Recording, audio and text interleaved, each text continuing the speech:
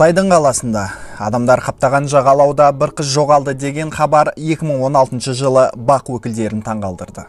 Бүгінгі түсініксіз құпияларға толы оқиға Голливудтық триллерге ұқсауы мүмкін.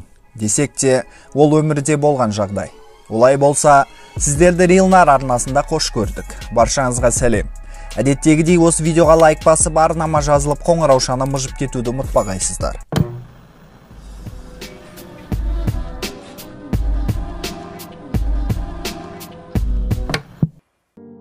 Бүгінгі сұмдық оқиғамыздың бас кейіпкері Дарья Бульба есімді қыз. Ол 25 қыркүйек 1995 жылы Украинаның Одесса қаласында дүниеге келген. Бала кезден Дарья гитарада ойнап ән айтуға қызыққан екен. 2015 жылы Дарья Одессалық қонақүй бизнес колледжін құқықтану мамандығы бойынша аяқтайды. Колледжде оқып жүрген кезінде Дарья моделингке қызыға бастады. Одессадағы Art Podium модельдер агенттігінің мектебінде оқып шыққасын Дарья арманына қол жеткізді. Сәнді журналдар мен каталогтарға, жарнамалар мен бейнеклиптерге түсе бастады. Ол біршама мемлекеттерде болып үлгерген. Италия, Греция, Түркия. Өзінің соңғы сапарына айналған Қытайға 2 рет ұшқан.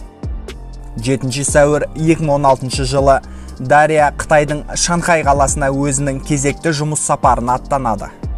Даша жақындарына күніге хабарласатын. Туыстарына қоңырау шалу жас модель үшін бір қасиетті дәстүр еді. Одан тыс, Даша достарымен ВКонтакте және WeChat желілерінде сөйлесетін. Бірақ 6 тамыз күні Даша байланысқа шықпай қояды. 8 тамыз күні Дашаның пәтеріндегі көршісі оның ғайып болғанын хабарлайды. Даша бір танысымен жолығуға кетіп, үйіне қайта оралмапты. Дарьяның туыстары бұл хабарды естіп, бірден әрекетке көшті. Қылмыстық іс ашылды. Интерпол және жергілікті әкімшілікке жүгінді. Дашаның әкесі Украинаның орталық телеарналарына электронды пошта арқылы қызының табылуына көмектесуін сұрады. Бірақ ол хаттарға сол күйі жауап келмеді. Дарья жоғалғаннан кейін алғашқы 2 ай бойы оның туыстары Шанхайдағы Украина елшілігімен байланыста болды. Дашаның туыстарына полиция өз жұмысын адал атқарып жатыр. Қыздарыңызды іздестіруде. Дегенімен бұл іс алға жылжи қоймады. Шанхайдың полицейлері Даша өзіне қол жұмсады деген болжамға сүйенді. Одан басқа болжамдарды қарастырғанда жоқ. Әкесінің Қытайға келіп, қызын іздеуге полиция қарсылық білдірді. Ол тек біздің жұмысымызға кедергі жасайды деген сылтаумен. 2 ай бойы хабар күткен әкесі ақыры Шанхайға ұшып барады. Тергеушіге кіріп, істің анық-қанығын білу үшін елшіліктен рұқсат алу керек екен. Барлық бюрократтық әрекеттерден кейін Дашаның әкесін полиция бөлімшесіне кіргізеді. Полицияның айтуынша, Дарья жағалаудың бойымен кетіп бара жатып, 2 камераның ортасында, яғни камера түспейтін жерде ғайып болған. Ол суға батып кетуі мүмкін, себебі өзін бір түрлі ұстады. Деген полицейлердің сөзіне қарағанда, адам құлаққап тағып, билеп көшеде кетіп бара жатса, демек есірткі қабылдаған деп санайтын көрінеді. Иммиграционды қызмет Дашаның Қытайдан ешқайда шықпағанын мәлімдеді. Су полицейлері Даша батып кетуі мүмкін жерді қарап шығып, еш нәрсе таппағанын айтты. Одан тыс, полицейлер барлық моргтар мен полиция бөлімшелерін тексеріп шықтық. Егер Дарья тірі болса, оны лезде тауып аламыз. Себебі Шанхайдың барлық жерінде камералар бар деді. Бір қызығы, Шанхайдың полицейлері ұзақ уақыт бойы Дашаның әкесіне камералардағы бейне жазбаларды көрсеткісі келмеді. Дашаның әкесі тек Украинаның бас консулдығы арқылы ғана дегеніне жетті. Бірақ ол бейне жазбалардың пайдасы болмады. Камераларда Даша жағалаудың бойымен билеп кетіп бара жатып, көзден ғайып болады. Оқиға барған сайын түсініксіз бола берді. Мысалы, Дарьяның телефонына белгісіз біреу бірнеше рет қоңырау шалғаны мәлім болды. Белгісіз адам Дарьяны бір қонақ үйге кездесуге шақырып, өзі келмеген.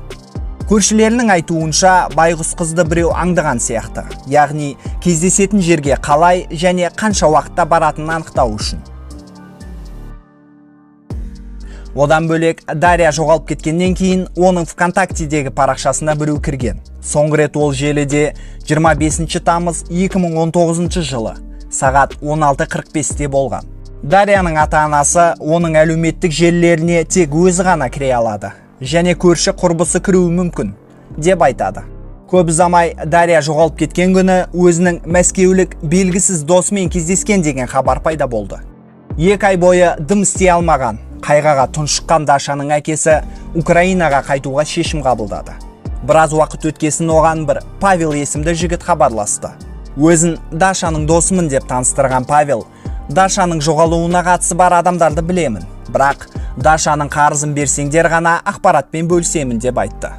Десек те, Дашаның ата-анасы Павелді оқиғаның анық-қанығын айтып беруге көндірді.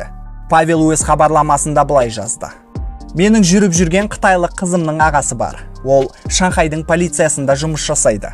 Сол полицей Дашаны алып қашқан. Неге десеңіздер, қызым мені Дарьядан қатты қызғанатын. Осылайша ол ағасы арқылы Дарьядан кек алды».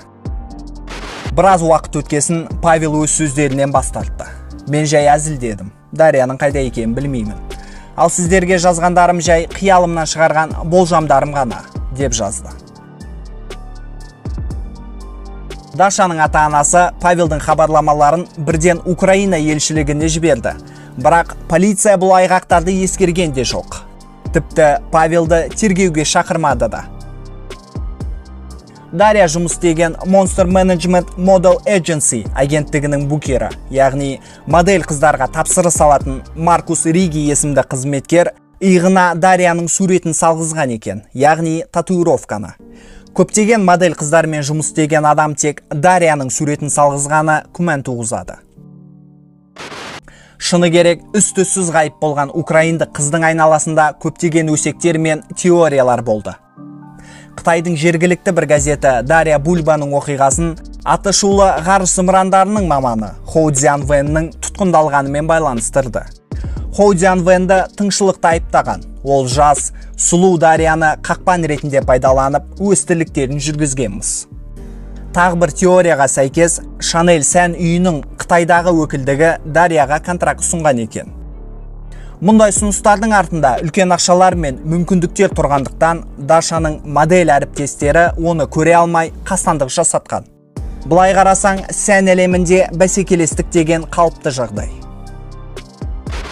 Одан бөлек, Дарьяның әріптестерін тергеу барысында Шанхайдың полицейлері оларға Даша нашақор болған деп айтқызбақшы болған екен, қысым көрсеткен. Соған қарағанда бұл іске полицияның қатысы бар секілді. Сексуалды құлдық, адам органдарын сату секілді қара бизнес көздері полициясы жұмыс істей алмайды.